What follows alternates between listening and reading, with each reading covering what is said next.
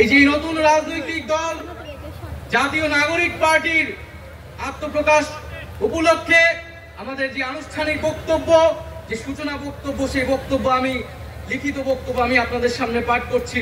এটি হবে একটি গণতান্ত্রিক, সমতা ভিত্তিক ও জনগণের প্রতিনিধিত্বকারী রাজনৈতিক দল। তুমি কে, আমি কে, বিকল্প বিকল্প। আজকে সেই বিকল্পের জায়গা থেকে নতুন রাজনৈতিক দলের আত্মপ্রকাশ ঘটেছে। আমরা মনে করি বাংলাদেশে যে বিভাজনের রাজনীতি তৈরি করে বাংলাদেশের জনগণকে দুর্বল করে রেখে রাষ্ট্রকে দুর্বল করে রাখার যে ষড়যন্ত্র তৈরি হয়েছিল, সেই ষড়যন্ত্র আমরা জুলাই গণ অভ্যুত্থানে সকলের ঐক্যের মাধ্যমে ভেঙে দিয়েছি। যেখানে সাম্য মানবিক মর্যাদা হবে রাষ্ট্রের ভিত্তি, এখনই সময় নতুন স্বপ্ন দেখার, নতুন পথ চলার এবং একটি নতুন বাংলাদেশ গড়ার।